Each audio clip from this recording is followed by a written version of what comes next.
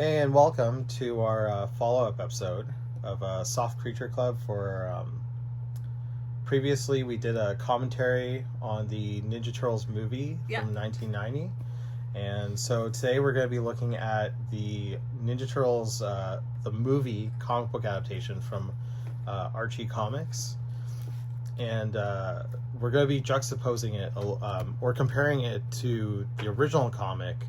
And all the scenes that they might have borrowed for the movie, and what they could have done differently or what they did do differently. So I gave Stacy some homework. You never read a Ninja Turtles comic before ever, right? Yes, that is true. So this is the first time you've read one, and it was this one. Yeah. So what did you think? It's okay. It's an adaptation of the movie as done by Archie. I mean, done by Archie themselves. Which I am confused about. Why was it that it was Archie? You know what? That's a good question. I actually don't know how Archie fits into the Turtles equation at all. Like, because there's a separate line of, like, comics. And I guess it makes sense because... the Archie comics tackled like the cartoon adaptation of the comics. So I guess, and that's the thing. When I was a kid, actually, I didn't know about the. I didn't know that Ninja Turtles was a comic book at all. Yeah, ignorance. Yeah.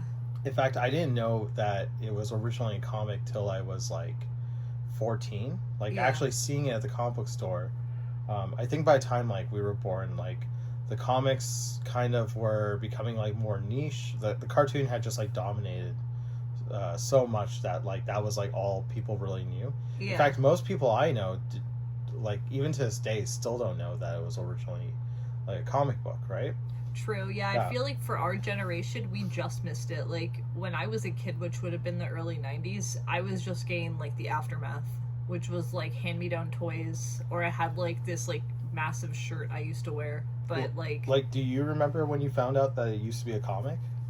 I was definitely young when I found out. Oh, really? But it was definitely like not before I had already seen the movie. Interesting. I would say like I was definitely like maybe in my early teens. It was when I went to Comics and More. Oh, okay. Yeah. They had it there. For me, it was the Big Island. I remember they had this huge like compendium. Yeah. Right. And that's how I found out about it. And but so this makes sense because you probably don't want kids reading the original comic, so you have something that's like more kid friendly.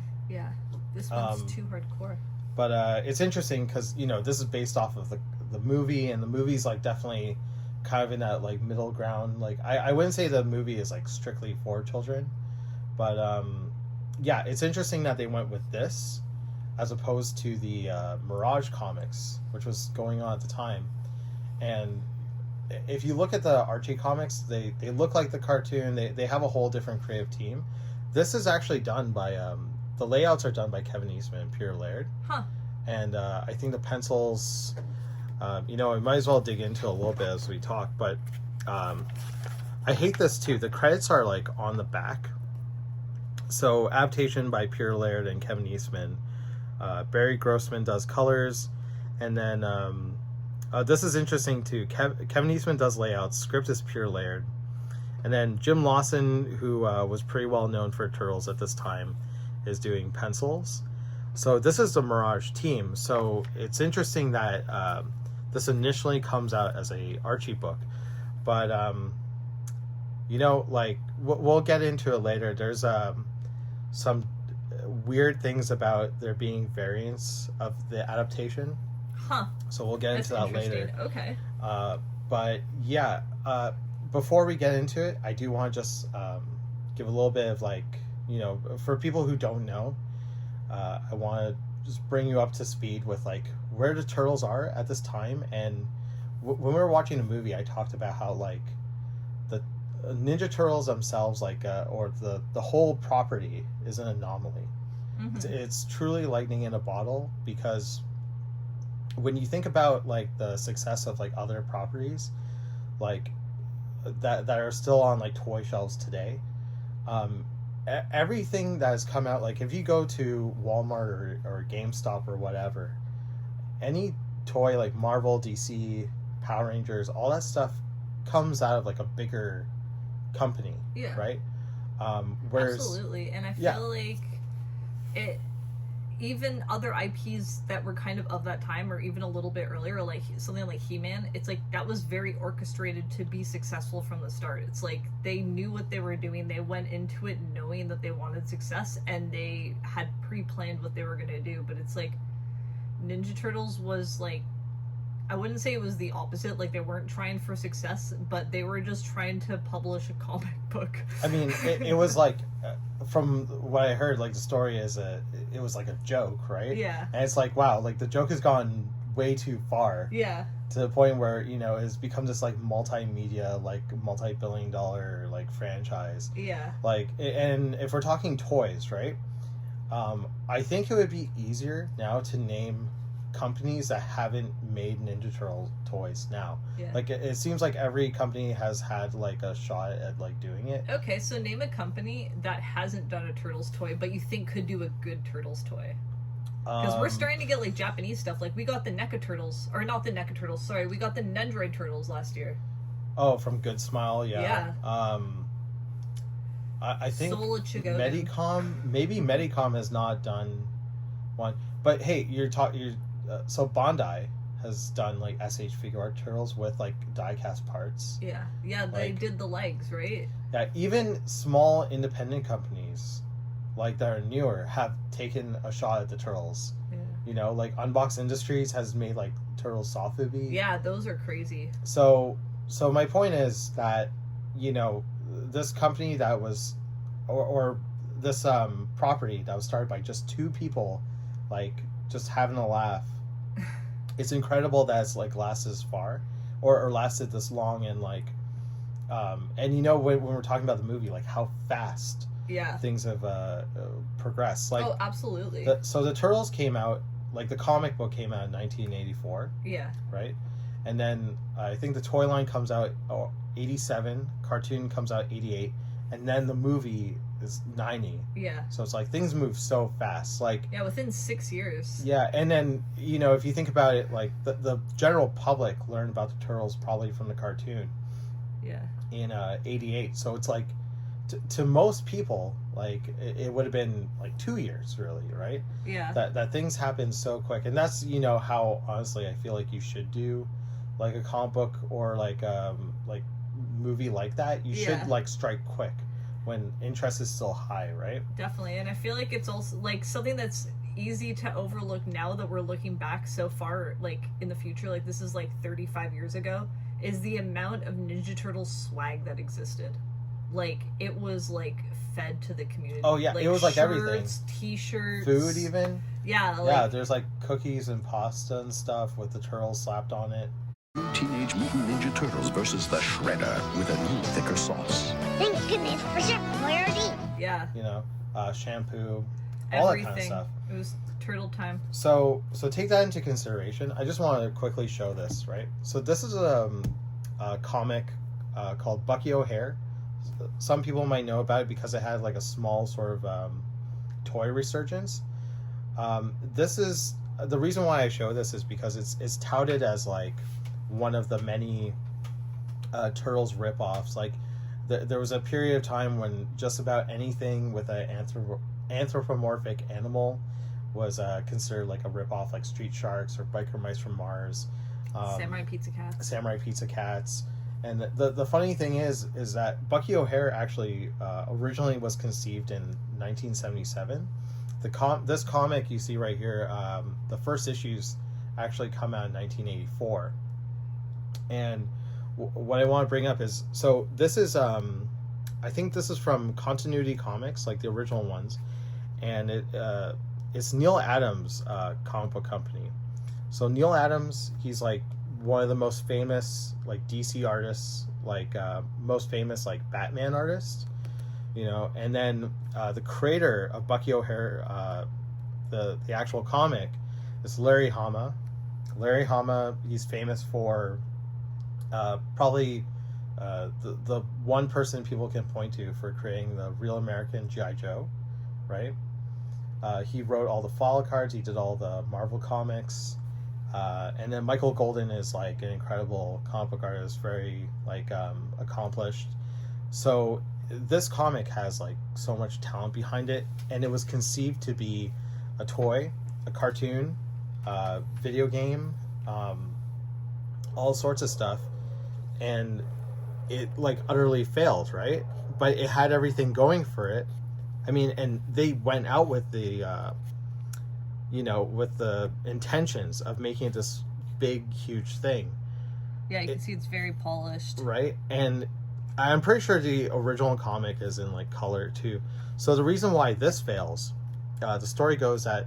By the way, also, another thing that's different from this and the Turtles, that's an anomaly. Their toys are made by Hasbro. So it's a bigger toy company. I guess that's the Larry Hama connection because of G.I. Joe, right? Playmates, I didn't even think about this till recently. Playmates is, I don't know what they make before the Turtles. I feel like they just made generic, like, baby toys. They made, like, dolls and stuff. Like, it's a company from Hong Kong, and then they had branched over to the States, like, sometime in the 70s. Yeah. But Turtles are what make that company. Like, every toy line that comes out after... it comes out after, and that's the ones that people know. Like, you don't get Star Trek or, like, any of... or now today, Power Rangers. You're not getting that without the Turtles. Like, Playmates would probably still be, like, in obscurity without the Turtles, right? Oh, absolutely. But they did Toxic Crusaders as well, That's right, yeah. One of my favorite toy lines ever. They did a really good job on that one. And, I mean, like, Varner... They had the sculptors from, like, Varner Studios doing that kind of thing. And so the reason why Bucky O'Hare fails, it's not because it was a bad comic. It's actually an incredible comic. I would say it's actually better than the Turtles, like, technically, right? Yeah. But the reason why is because the main character, Bucky O'Hare, they, like, apparently lost, like, inventory for it. And it, like, short shipped or something. And, like, it didn't go to market at the same time as all the other characters. And so I guess that's an important thing, having the main character. But that's all it takes for this thing to tank and for it to be lost into obscurity. That's too bad. And, also talking about how, like, it's a ripoff of Turtles. If anything, it's a ripoff of Star Wars because it was conceived in 1977. This is like a sci-fi comic. Yeah. There's this, I don't know if you've ever read Star Wars comics, but the Marvel ones, there's, like, this big green rabbit. Yeah. And it's like, wow, like, what a coincidence, right? That guy. But anyway, so yeah, I just wanted to bring that to your attention. Like, that's how crazy it is that the Turtles are still relevant today. They beat out everything, and they're still super relevant. Like, they're getting, like, they just had a new movie not too long ago, right? They just had a new movie. They're having the CG movies, and they're having those crazy Michael Bay movies. I think those are done. No, but you know what? They're doing a Last Ronin movie. Oh, that's which cool. is crazy because that's a new Kevin Eastman thing. Last Ronin's very popular. Yeah, it just shows Turtles has a grip because it's awesome. There's something about being a ninja that in its purity is just so awesome. And I think the Turtles having very simplified features and very simplified faces, it's easy to kind of put yourself in that position when there's not a lot of like, I don't know, I feel like when it's very simplified, it's easier to kind of, like, project yourself onto that. If that makes sense. As a kid, you can look at that and be like, well, that's just, like, that could be anyone. That could be me. You know what's funny? As a kid, I actually distinctly remember not identifying with the Turtles. Yeah, because you had hair. No, because they're big mutant turtles. That could also be it. Like, I would identify with Power Rangers, because, like, I could be that one day if I was, Hey, you know what? You're not wrong. I get to be Michelangelo. Radical, dudes! Yeah, but it's funny, like, I love the Turtles, but at no point as a child was I aspiring to be, like, a mutant ninja, like, thing amphibian. In the sewers.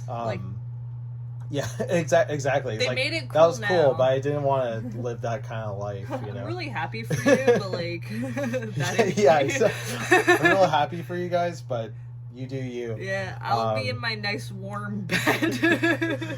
But yeah, and then to just bring you up to speed with like where the Turtles are in the comics at this time, in the year 1990, by that time Kevin Eastman and Peter Laird, they had taken kind of a step back from the comics.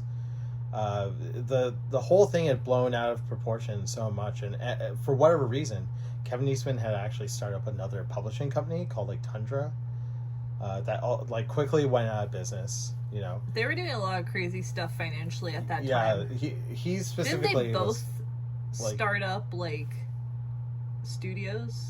I don't know about studios? Peter Laird, but I know Kevin Eastman, because he was a little younger, and I think he was more ambitious. But he started up Tundra, and at some point he buys Heavy Metal, which is insane. Yeah, that is crazy. I think that might have been what I was thinking of. Right, but they had crazy though. They had they were so busy with like all this other stuff, like they were getting sued left and right. So like they didn't get. So of course you have to buy Heavy Metal magazine. Right, but they just didn't have too much of a chance to actually draw the comic. Before it was just Kevin Eastman and Peter Laird working, like just tag teaming the comic, right? Yeah. And so by this time, for them to come back to do this, it's interesting. That year, they get so many big names. Yeah. Who was working on it? Michael Zulli, who is famous for like Sandman. We actually have a Michael Zulli piece in our bedroom. Oh, the one above the light switch. Yeah. He does I think was probably most prolific, not a run, but he does like a story that's I think 3 or 4 parts. You get Vaughn Baudet, who's a heavy metal artist, and then Richard Corbin is doing comics. So you have all these big names, you know, tackling this comic that you're stepping away from. It seems like it would be really important to get people in to reading the comic and not fuck up. Right? And make a shitty comic that probably most people are going to this is going to be a lot of people's first Ninja Turtles comic. Yeah, a lot of people are going to find out about only Ninja Turtles comic. Yeah, exactly. Because you know, you have to imagine people don't even know about the Turtles till they hear about the movie, probably, right? Mm-hmm. As big as it was. So, and this is, if it's Archie, it's probably I don't know, I'm assuming newsstands, grocery stores. Maybe that's why Archie published it. Maybe they were trying to get that grocery store kid market. I mean, this is the early 90s, right? Most kids don't go to comic book stores. I'm sure a lot of kids were exclusively getting grocery store comics. So there's a lot of eyes on this thing, right? I gotta say though, I love Golden Harvest being on this cover. That is pretty cool. Yeah, no, that's pretty neat. So yeah, let's start digging in, and we'll kind of go back and forth. So, you know, upon rereading this book, at first I want to kind of rip it apart, but I don't think it's that bad. I think the main thing you'll notice is there's not a whole lot of excitement and variety in the panels. Here it's, you know, just plainly gridded out. But as we get into it, when we compare it to the actual original comic and where it takes inspiration from, you'll see that they had done it better before, which is interesting. Mm-hmm. So before we start comparing, I want to bring attention to this page. So in the movie, when you see the Turtles for the first time, or when they show up to save April from those muggers, you don't see how they come into the scene, right? Yeah. They you know, you have this where, you know, you get the Psy hitting the street light. Yeah. Which I actually like this panel. This is cool, minimal, but showing them coming out of the water here at this harbor or whatever is so weird. Yeah, it opens up the door to so many questions that will never be answered, because as far as I know, this just isn't something that the Turtles do. Well, it's also weird because if you think about it, so this news station, right? Yeah. I guess it's by some body of water, but the way this fence is, like, around it, it looks like it's grass. Like I don't know, it looks like it's a pool or something, right? Like, it doesn't quite look like, like a harbor or like, Yeah, because from here you can see it's like she's clearly on a harbor. Yeah. It's like, but you're totally right. From this perspective, it almost looks like a fence. And I don't know. You'll see. There's some coloring mistakes in this comic. I wonder if that's has something to do with just like the coloring. Maybe this was supposed to be like, I don't know, some sort of like shadow lines or something. Maybe this was supposed to just be all black or gray or something. I don't know, but it's really strange. So okay, yeah, actually. So here's where you actually see the turtles for the first time. They're supposed to be in like shadow, but you can clearly tell. And I feel like this is like another, this is a departure from the movie because, like, when you see the turtles for the first time, it's like an event, and there's so much suspense. I just thought, like, like, don't show this at all, or you can darken it up a little bit more, but I see what they're going for. So here, I did label something here that I can compare it to. Bear with me. Sorry, oh, here we go.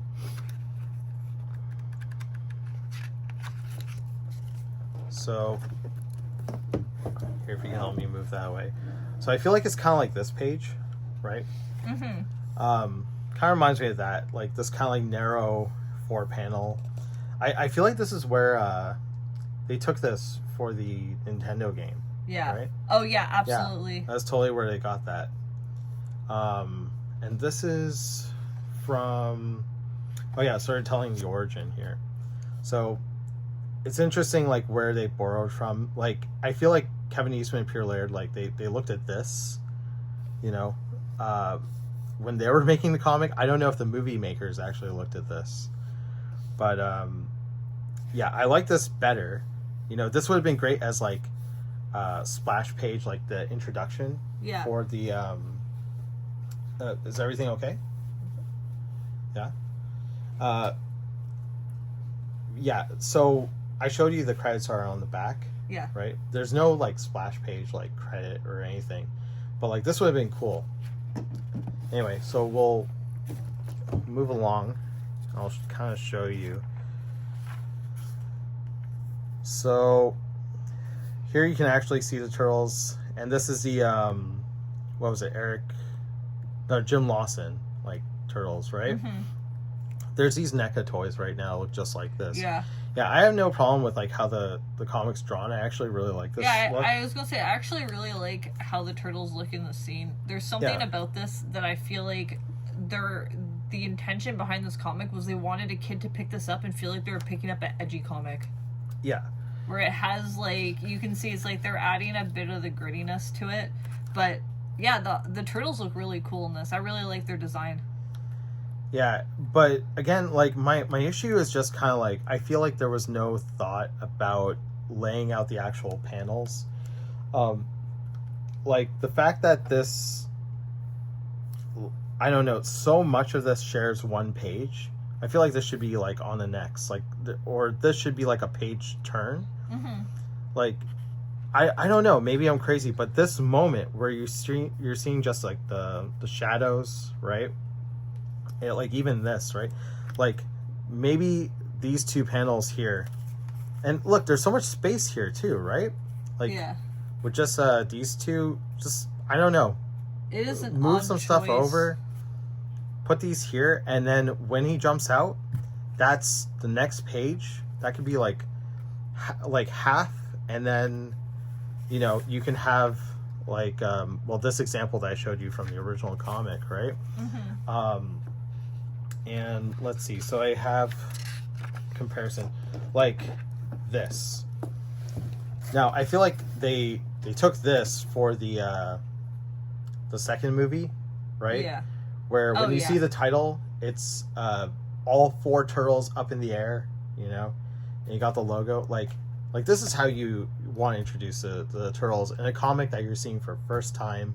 Like you said, it might be the last time you read it. Yeah. But this leaves an impression, right? All 4 turtles on the page. You know, it's not what happens in the movie, but I think it's better than like this. Yeah, to me, it doesn't make sense to make a comic book that's going to be 100% copy of a movie that you want people to see. Right. Yeah. Exactly. Yeah, like this is obviously already different, but like I'm guessing the reason also why they would push this comic more than that is they probably wanted the design of the turtles to be closer to how they are in the movie and how they are to the costumes as opposed to like the original design. Yeah, you know what? That's another thing too. Like it being a movie adaptation, right? So there's a like Batman like comic book adaptation that I saw for like the 1989 movie. Yeah. And who they get? Was it like Denny O'Neil or something? Or it was an artist who just was really good at like likenesses. Yeah. And like everyone in that comic looks one for one like the actors. Mm-hmm. You know, maybe that's an approach too. Like I feel like because so much of this has already been done by Kevin Eastman and Peter Laird. Yeah. As I was reading this, I kind of got the like the feeling of like, you know, like imagine your teacher tells you like, hey, like you have to do your homework over again. Yeah. Right, and you kind of just are like, oh, okay, and it's this like lackluster thing. I feel like this could have been like a more special like project, you know, like maybe find a artist who's really good at like draw, like maybe the artist for who drew all the sketches from the movie or something. Yeah, they could have done like a cool little like turtle zine as opposed to just like a 1-for-1 comic adaptation. Yeah, like all in all, it just this whole thing, it feels like a I mean, it's not like there wasn't a shit ton of turtle stuff happening all the time right now. And see, this is like what the regular Archie comic, Turtles comics look like. Anyway, so then, you know, again, it's just like plain, like very static, like shots of everything. Like I just don't get the sense that like there's any one moment that is emphasized over the other. Yeah, it's just like a series of moments happening because they happened in the movie. Yeah. Going out to a movie. Is that okay with you? So, oh yeah, this is kind of interesting too. So this is it's Casey Jones watching television at home and getting like really aggro. Yeah. For some reason. This is like he's watching Dick Tracy and getting mad. You know what? This is so funny. Sorry, I'm like shaking the camera, but it's like what moms are like actually afraid of, like watching television and then like getting violent. Like this is what they're afraid of, this like this happening to your kid, right? My kid's gonna buy a hockey mask now. He's just watching Dick Tracy. He's like, I need to go like fight crime. I need to go beat a turtle up. Yeah, and just speaking like again, this is another moment in the movie that, you know, it's a special moment between these two characters. I feel like this could have been more dramatic. Like to me, if I was making the comic, right, like the page ends here. Like this is where you want to end the page before you turn, right? Like again, I don't think this is like bad. It's just where you put things, right? Yeah. Where you put the importance, and then letting some of the panels be a little bigger than others. Like they almost have it here. Where like you know, it's the beginning of this like more intimate moment, and so it's a bigger panel than any other panel on the page. Yeah. But yeah, the color treatment on this is really weird too, because it's funny, like this is supposed to be like the lit area, but like this is all so clearly lit. Like this should have been like a really dark color. It looks like he's trapped in a box. Yeah, which is interesting because if you look at these other panels, it's clearly darker. In fact, there's like just blackness behind there. So, okay. I I have another page I wanted to compare it to. Where's number 3? It's here. So I guess this is, I wanted to compare it to Casey Jones. So yeah, it's, this is where they originally got this. And what I find really interesting about this actually is, so where this comes from is not the mainline Ninja Turtles comic. It comes from this thing that they were doing called the micro series. So this is from the Raphael micro series issue 1.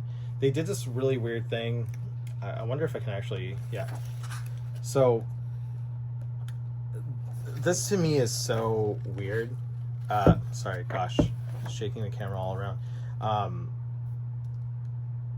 Like I want to say, like, kudos to the director for actually, or whoever wrote the screenplay, for actually going through all of this and like finding all these comics. Like back in the day, they didn't have like compendiums like this, right? Yeah.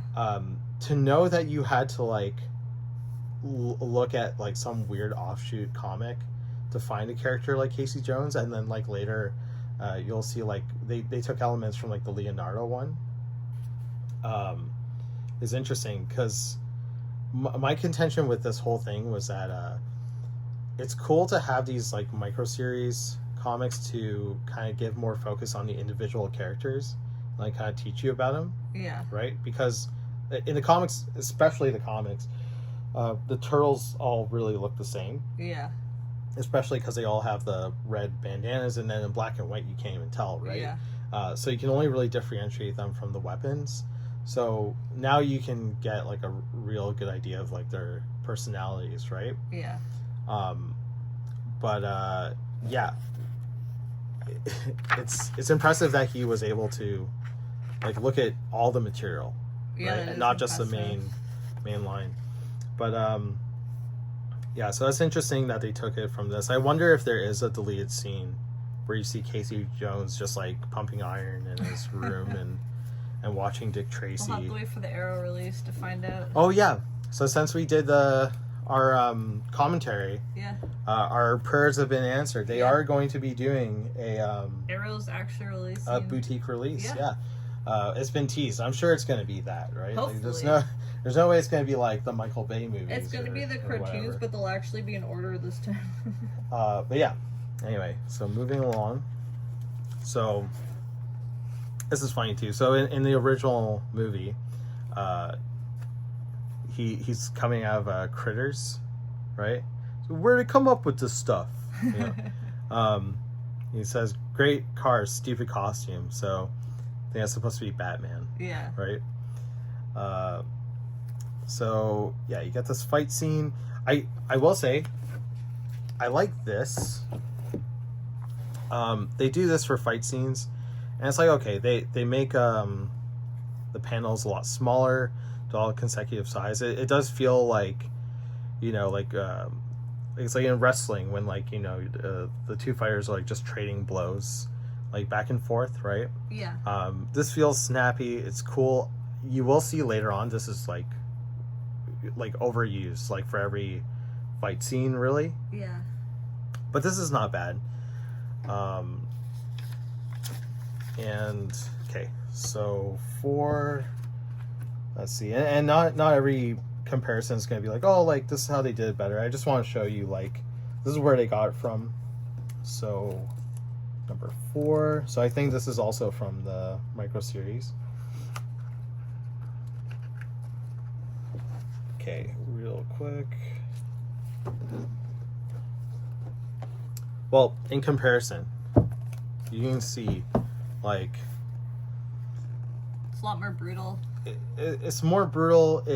And that's fine. Again, it's an Archie comic, but look at just like the panel layout, right? Like I love like how they have this like big panel that kind of like breaks through the borders, and here's another thing that I think is like that kind of makes this comic like lose its like punch is the lettering. Mm-hmm. All the lettering is just like static. there's no personality to it. Like, there's no one word that in any of this that's more bold than the other. Lettering is so important in comics, especially for sound effects. You look at this, there's no sound effects. Yeah. Right? I believe in like the Will Eisner school of thought, where it's words as images. Yeah. Right? In comics, like, words are images. And it's part of the composition, right? Yeah. So, like, like even this, right? And these grunts and stuff like that, like, there's like one instance where it happens where he gets hit, but yeah, you're totally right. I feel like it's so sparingly used that it almost feels like there's nothing, it gives nothing to these panels, where it's like, if there's a struggle, they're not letting you see that they're struggling. Yeah, like, my point is, like, this word, ugh, should not look like this word. Yeah, absolutely. Right? Even this, yeah. Like, this is the turning point where he's going to trick him, but there's no way of knowing that it's like, it's such a, like, I give up, okay, just kidding. But it's like, here you're actually given the chance of, like, you can feel the depth of, like, okay, like, they're building up anticipation and it's the end of that page. Exactly. That's what I'm talking about, is where you put things. Yeah. On the other end of the page, right? And it's like, for them here, it's like, this whole thing is this. Exactly. Yeah, this fight scene is leagues better. And, it's funny, too, because this is the beginning of, like, their professional career, right? Whereas this is like at the height of like the popularity of Turtles. Mm-hmm. It's just, I don't know, it's kind of disappointing, like, reading this comic and it being like so lackluster. I really wonder, like, what that is. Like, why is there no care? Sorry, you had something to say. Is that supposed to be somebody? Yeah. I mean, I'm just asking because that's just straight up a person. Yeah, everyone's pretty generic. Yeah, that guy is definitely somebody. Okay, so some more ads. Again, like, dramatic, personal moment, right? But, yeah, like, I don't know. I don't feel anything when I'm reading this. Yeah. Like this, to me, should not share the same page with whatever this is, right? You agree? I agree. I think that the point of this comic wasn't to have composition or to even truthfully have good storytelling. It was just to tell the story, if that makes sense. It just feels like we're rushing along. Someone was told that they had to make a comic adaptation of the movie, and that's what they did. And they just took the story and they put it on pages, and where it fit. Yeah, I'm also wondering, like, where did they get this material from? Is this like Kevin Eastman, Peter Laird working off of storyboards or what, right? Because yeah, I wonder. Like, even this, it's like, this is a dramatic moment. It's great in the movie. He has that like tear, it's like lit by the fire and everything, by the candlelight. Yeah. Yeah, that could have been like not the smallest panel on the page. Yeah, it takes right? away from the emotions of that scene. And the TMNT movie is a very, very emotionally deep movie, like, surprisingly so. And this comic has none of that. And I'm not saying that makes the comic bad, but it shows that they're kind of just going through. It's like we're saying, it's like they're just here to tell a story. So, moving along. Yeah, I don't know. Even this, like, there's a scene with, like, Shredder watching the television. I don't know if you remember, during this scene, he's like, find her, silence her. And he throws, like, the dagger at the television. Yeah. So, that, like, I don't know. I can't exactly blame it on them. That might just, like, who knows what they're working off of. That might have been added in post. Yeah. But, yeah, like, you see the movie first, you want to read the comic. it's another element that's like missing, right? Yeah. And then here's more of those like small, snappy panels for fighting. It's okay. It's fine. It's just like it's used so much. I feel like I've seen this specific pose a few times, where it's like the leg up pose. Right.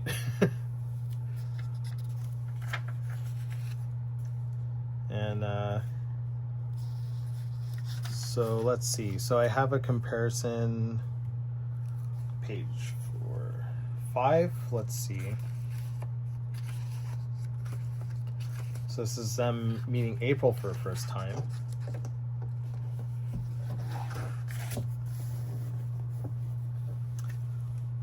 Yeah, so I wouldn't say one is better or worse than the other. So this is them, right? Splinter is telling her the origin story. So I guess that's actually on the next page, past all this Archie stuff. Okay, so actually, I will say, just the color treatment alone here, I actually do like this. It was very interesting. Yeah, I like this. Like, you know, it clearly tells me it's like a flashback. You know, these muted colors. I don't know, something about like this treatment I like. To me, this is fine.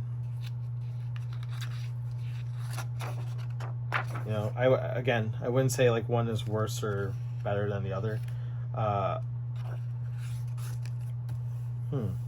Actually, I feel like they kind of like gloss over it here.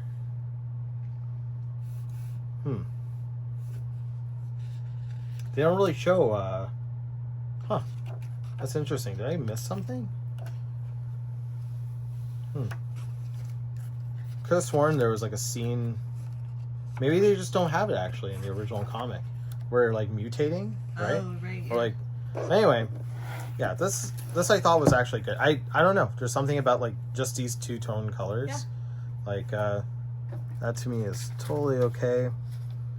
I mean, overall, this comic is not awful. I can see a lot of kids probably really like this comic. It's sure, it's you know? fine. But there's also a reason why this comic is $14 now. Right. Okay, here we go. So they actually tell you the origin of the turtles in like the first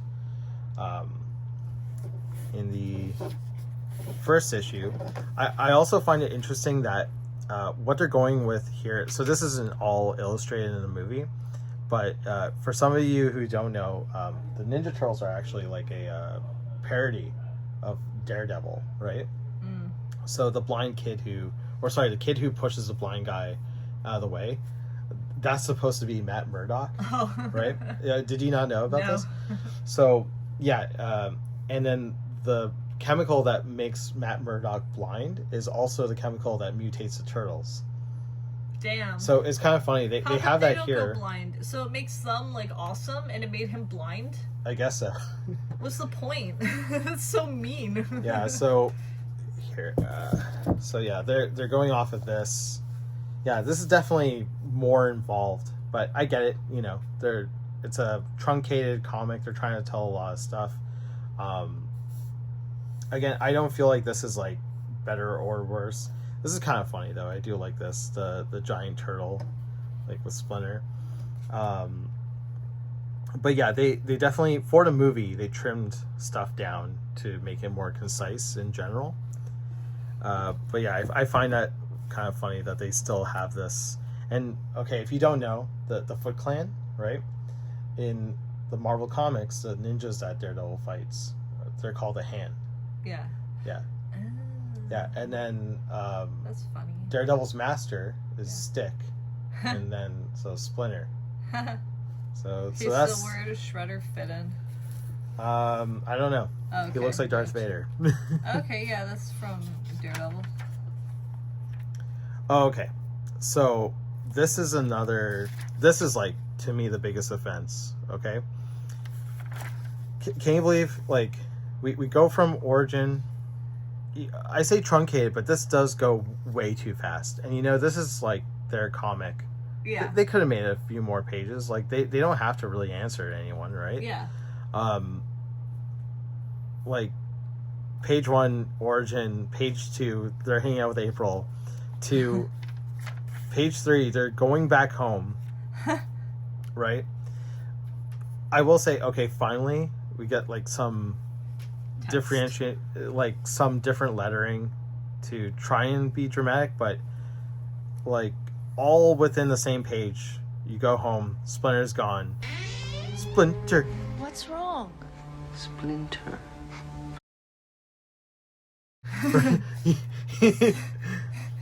And like this moment in the movie, like it almost like traumatizes me, right? It's a like, very powerful moment. You know, the camera's like spinning around him and it goes into his mouth, like, yeah. And for it to just be the smallest panel, and why does it even need to be a smallest panel? Like, look at all this blank space. Like, what is this supposed to signify to me? Yeah, it is interesting. It feels like someone made design choices, but it was just like, oh, I'm gonna design it like this. That's it. Like again, this should be all of this. Like, this should be the final panel. And yeah, like I don't think it's done as dramatically as it's done in the movie, in the original comic, but still, you get like one full entire page, you know? Still, oh no, but you know, it's still a different treatment of lettering, right? Like, this really sells it to me that something bad has happened, right? Yeah. It should be dramatic. Your father has gone missing, you know? Do you know who your parents were? Oh, wait! Oh, wait!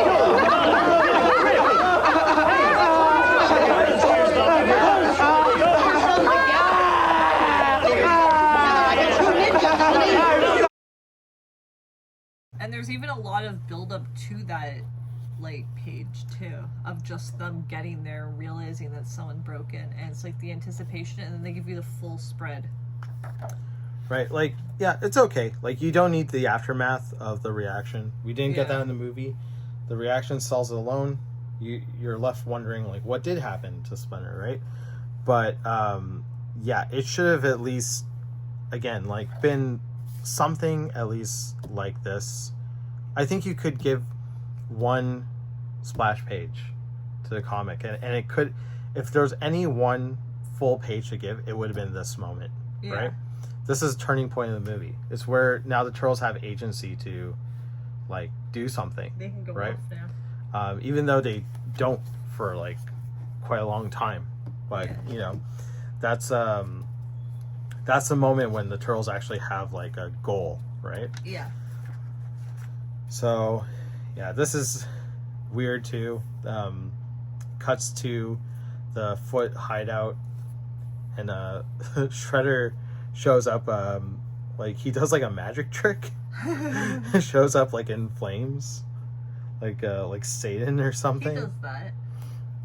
There we go again with this, like, they love doing this. They figured it out one time, and then every action sequence has this. But yeah, it's, you know, that's fine. You know, it's I don't know, like, yeah, this is the biggest panel. There's a lot of text. I guess that's why, right? That's kind of a big moment too, when you see Shredder actually talking to the Foot Clan. I think, yeah, like pacing would have been something to consider there, but whatever, it's fine. There's something at some point. There's like a color. There's a color mistake coming up.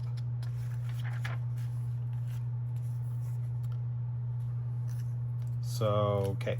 Casey Jones, he sees Raph fighting, and this moment here, where Raph smashes through the skylight. Again, one of the most dramatic moments in the movie, right? This is okay, right? What do you think? I think it's fine. I think it's about as good as the rest of the comic is. I feel like at least you get the action word to show that something is happening. You get some lettering, but right? I feel like in general, I think like a lot of this kind of feels like it is something that's happening because it happens in the movie. But I think this is like, this part is like okay. I don't think any part of this comic is inherently like awful. I just think it's like the comic is okay. I think you could have had a reaction from someone. Yeah. Like after. Also, I feel like he's almost like angled, but they're not. Yeah. Actually, you know what? The more I look at it, the more clunky this whole thing is, right? Like where it's like you're reading, like instinctively you want to read like this than here. Yeah. Right. But I feel like how am I supposed to read this actually? Yeah. Right. Like they're here, then do the Foot Clan break in? Then this would also be a good area to have a bit of sound effects, because when these things happen, like there's someone coming in here, it's like there's just nothing that conveys movement to me in this. It's like I'm seeing a person in a pose. He looks like he could be going through the window, like backwards. Actually, that's kind of what it looks like. Looks like he swung through the window, kicked this guy who was just standing there, and he's hurling back. Yeah. I don't know. Yeah, it's super clunky, and then they're reacting in the same panel. Yeah. Here.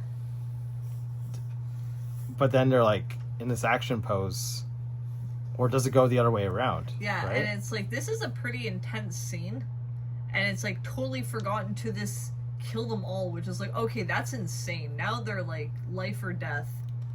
Yeah, and then again this like quick paced fighting. It would have been nice to get the chucker, eh? Like that scene, you know. I feel just like a little bit of build up. Had a lot of time restraints on it.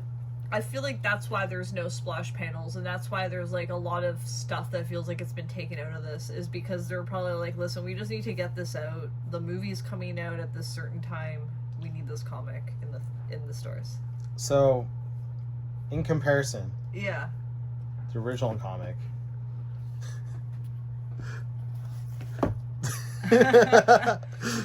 They got words. Like this moment right here is this entire page. Yeah. Right? And you get the reaction. So another big difference for this is instead of Raph, it's Leo.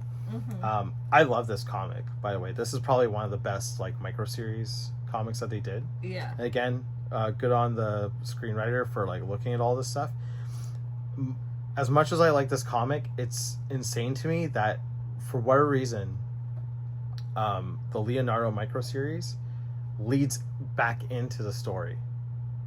So it's like you would have had to have read this. Yeah. If you want to know why the turtles are like going to a farm.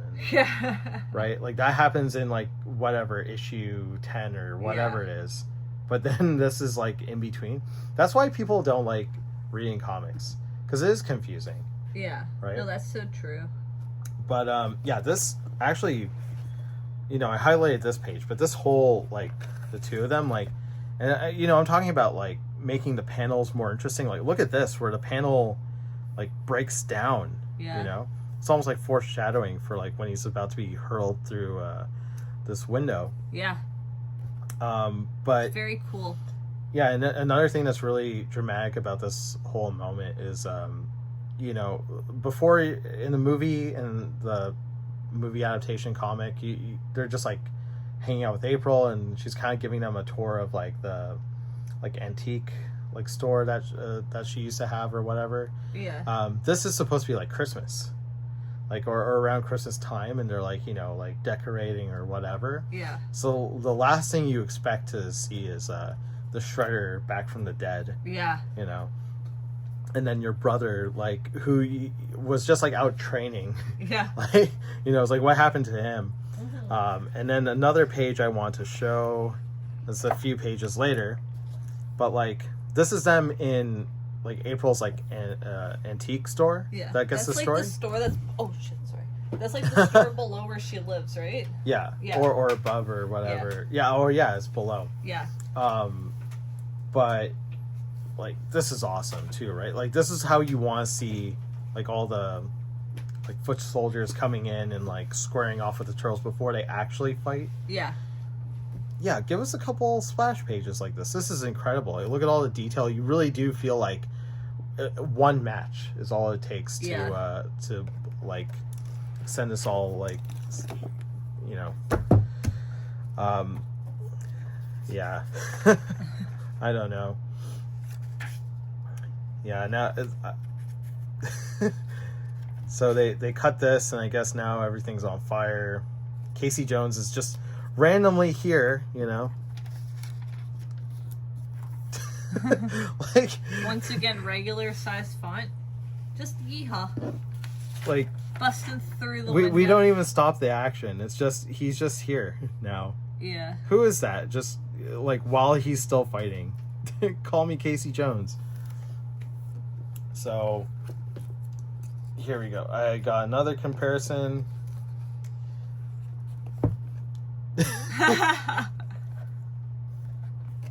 Yeah. You know, just, it's okay. Take your time. It's fine. This is like, I don't know. Yeah, it's like, this would give you like whiplash just reading it, right? It's a turtle van. And then, let's see, more Archie ads. This is kind of interesting. So I always forget, actually, in the movie, when the April's place is on fire, you actually do cut to Danny, like, outside. Yeah. And he was, like, watching, like, her house, like, burn down. Yeah.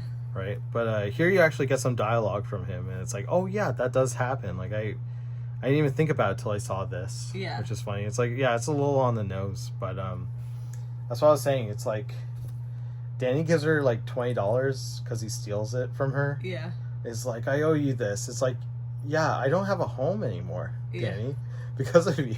Yeah. I have to sleep in these sewers with these like I'm mutants. living with like a rat. Yeah. So then, you know, not much to say about these couple of pages. So they go to the farmhouse. Let's see, number 10. Here's another 4-page action.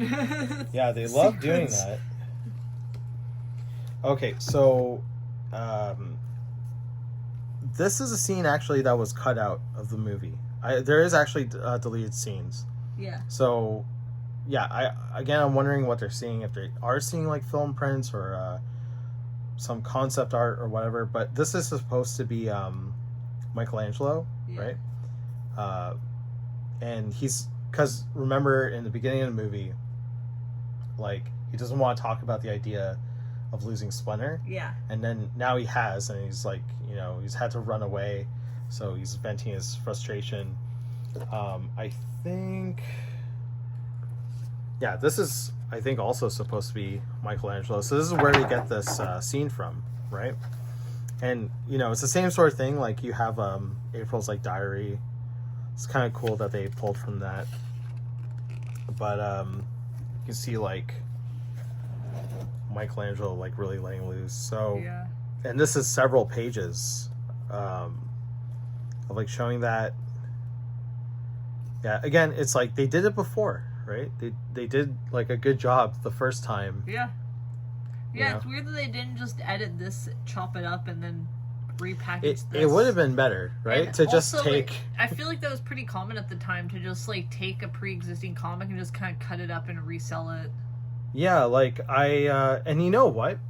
Again, if you're trying to make a comic that's kind of like gonna get new readers in, yeah, maybe it's not the worst idea to just take like something from a greatest hits essentially, you know, and that will make people want to go back and like read some of those comics. In fact, I've read comics like that before, like for Free Comic Book Day, where it's just like they'll like summarize kind of like what the whole series has been up until that point, and then it's like, okay, well now you can like continue. You don't have to go back to issue 1. Yeah. Yeah, this is kind of a good opportunity to do that, but again, a missed opportunity. Okay, and then, so this is another, you know, it's a deep moment. They finally attain their final lesson in ninjutsu, where they can communicate with force ghosts. Yeah. And they talk to Splinter. That doesn't exactly happen in the comic. The actual comic, Splinter is there with them, right? So he's not captured at this point. He's at the fire. He's actually at the fire, but my point is, like, this shouldn't share a page. Absolutely. This is where it should end. Actually, no, you should see a reaction from the turtles, right? Like, remember, they're crying after, like, they get to talk to their father and they find out he's not dead. That's like a pretty big moment, right? My only comparison was, in the original comic, there's a scene where they have like a fire and they're kind of talking about how they've ruined April's life. Actually, it's life is good and life goes on. Except for that girl who lost her house, but whatever. Yeah, man. Pretty much. They're kind of saying it's like, she did choose this life. She chose to be friends with us.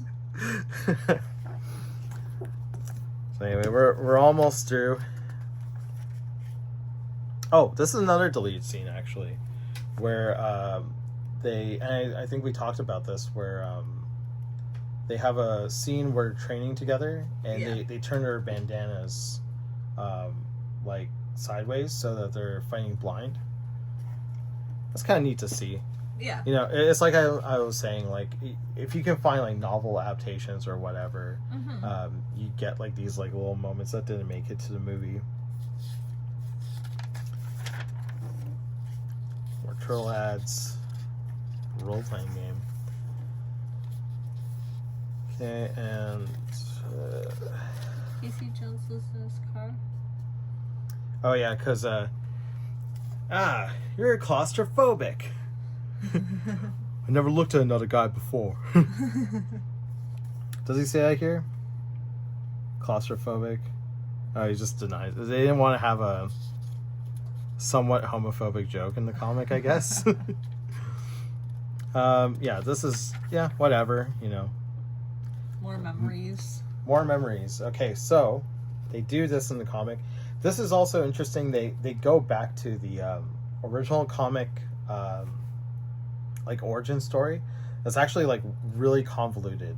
Yeah. So in the movie, what the story is Hamato Yoshi is like enemies with Shredder because they compete over the love of this girl. Yeah. And for whatever reason, they like moved to America together. Like, Splinter's owner, right, moves to America with his lover, and then Shredder goes there and murders the two of them. Yeah.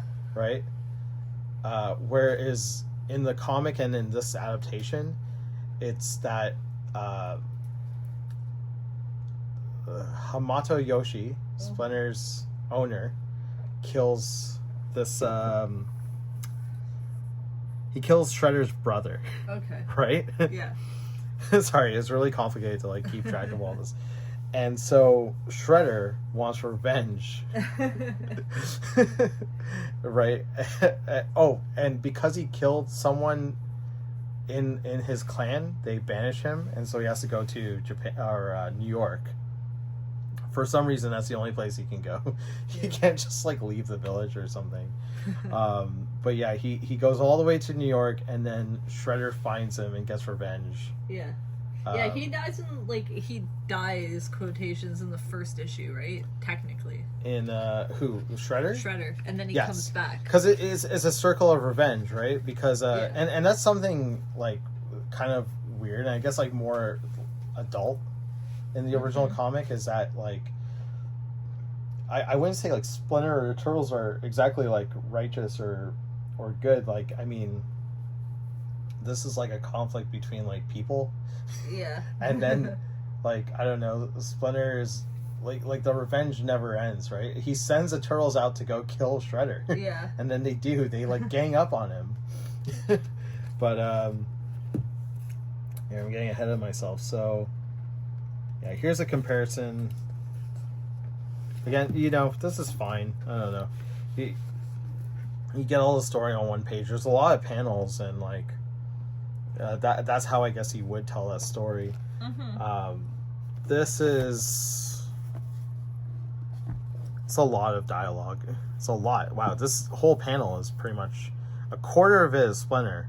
Yeah. And then 75% of it is exposition. So maybe not the best way to tell a story for Archie reading kids. So that's fine. I don't really have at any least complaints this font's there. a bit larger. I find the font in this is a little small. Yeah, that's like, right. not to be an old person, but like, well, it is tiny. The thing, and you'll notice, I think this like collection here is printed in the original size. I think of like those old comics. They were printed in like a weird size. Yeah. For some reason. So I think that lends itself to having like the bigger font. Whereas like, yeah, these Archie comics are like all like standardized. Yeah, like this is tiny. Yeah, and yeah, I mean, you know, we're talking about like exposition, like it's a lot of text, a lot of small text to read. Yeah, especially for a kid. Yeah, but whatever, you know. I just wanted to like point out that there's a comparison. But yeah, I wouldn't say anything is done better or worse. So, yeah, pretty soon here you'll see like towards a climax of this, it moves like pretty quickly. So yeah, there's all the foot soldiers going into the sewer to gang up on these turtles. You know, yeah, it all ends tonight, right? And he's going himself.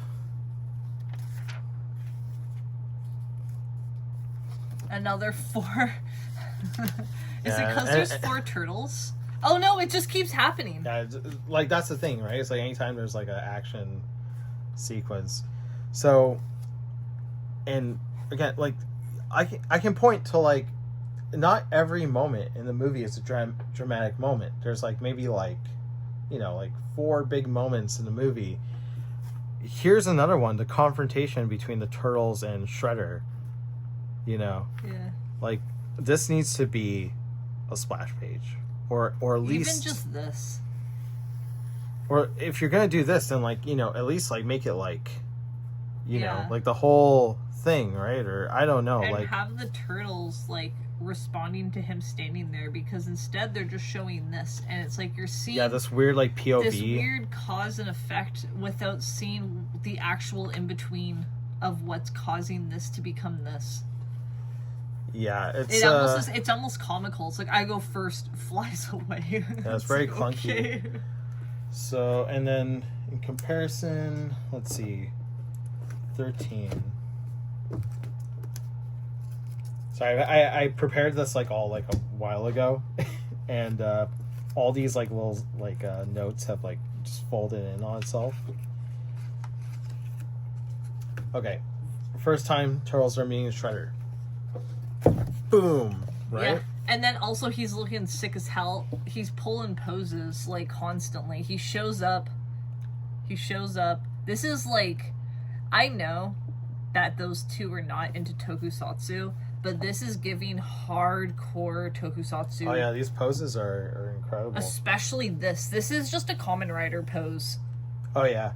Yeah, this is actually super cool. Like and you know what? They're kind of going for it here too with like the silhouette.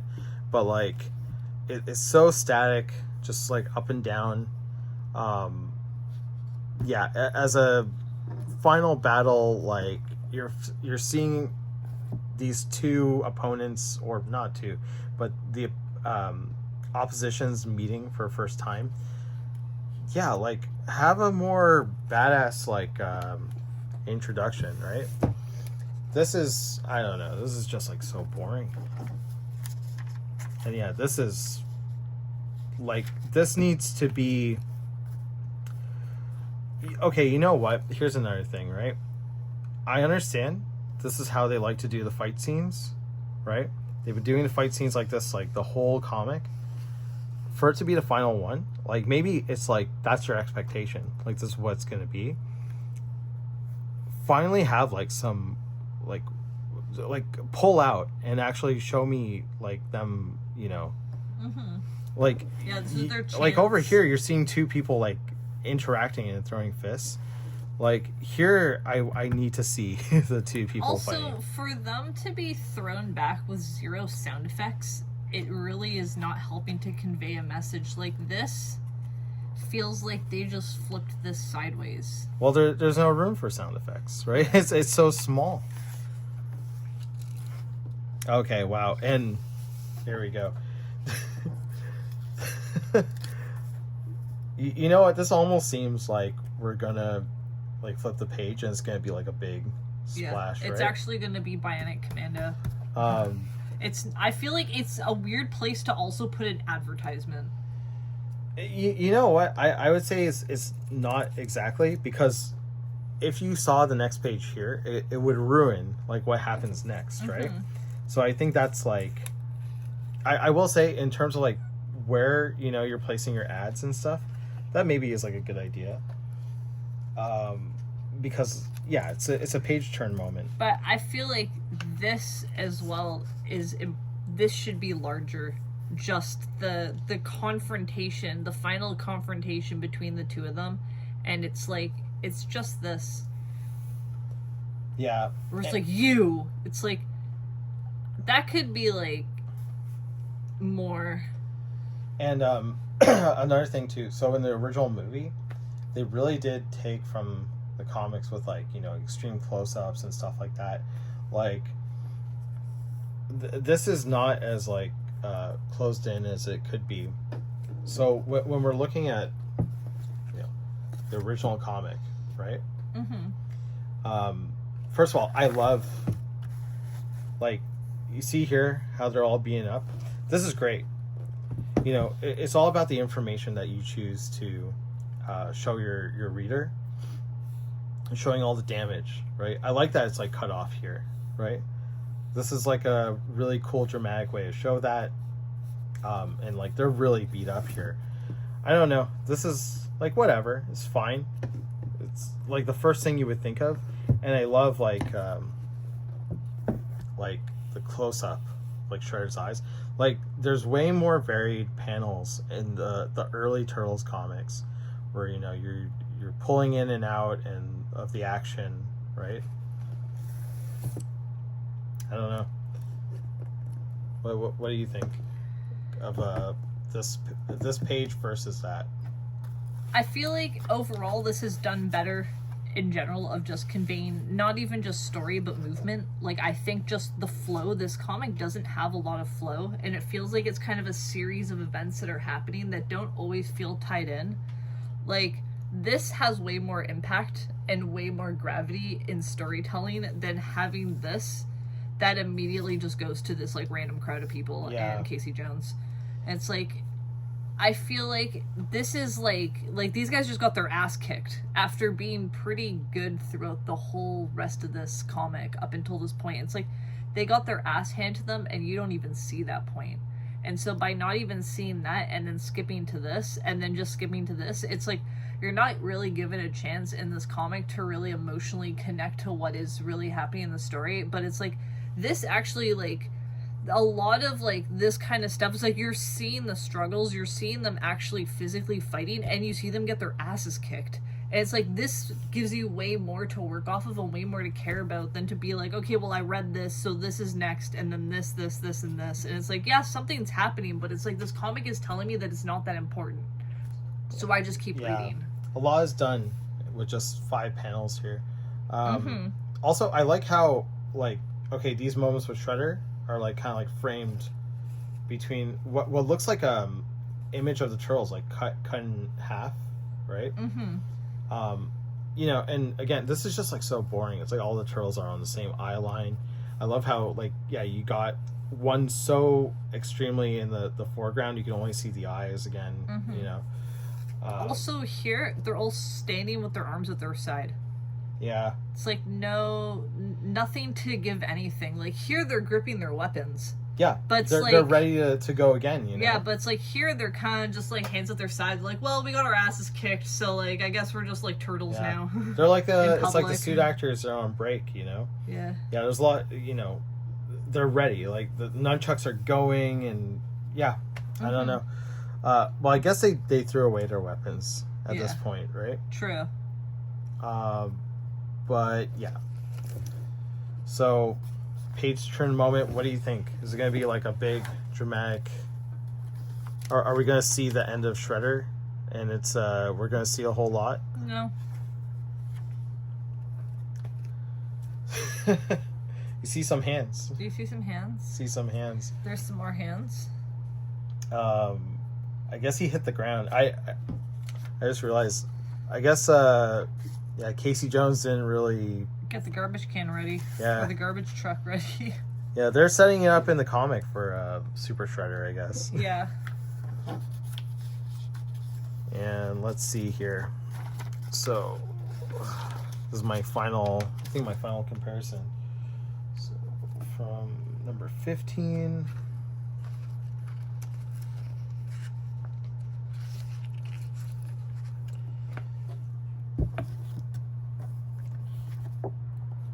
Okay, can you see that? All right. So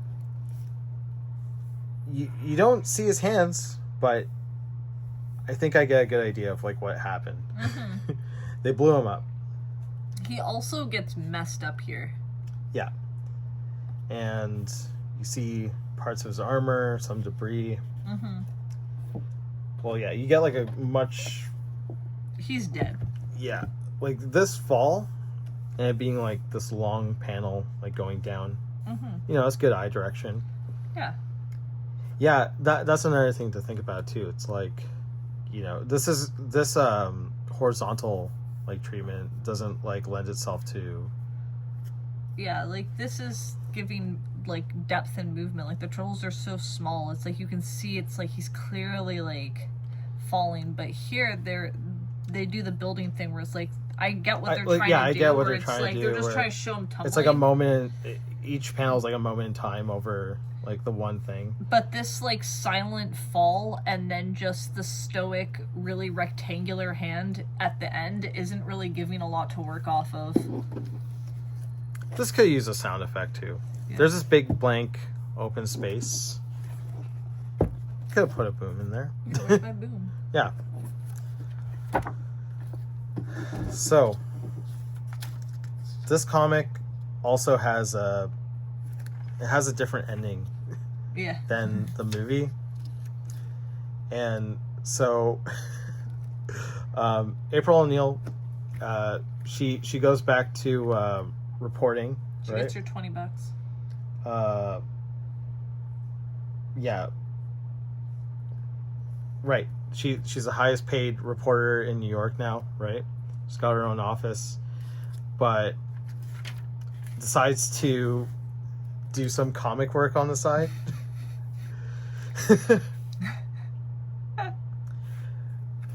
This is them pitching the idea. And it's like, it's too far-fetched. So, yeah, even like you lose the momentum of this, right? Especially this. You know, they finally let him have a funny. Yeah. And like they just like it like nope, fuck it, you're not allowed to speak, rat.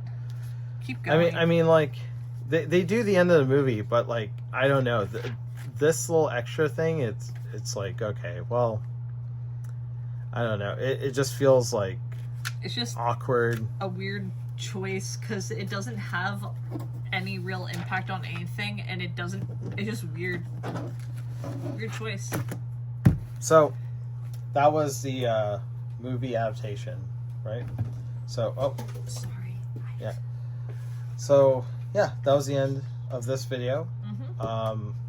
But yeah, check back in.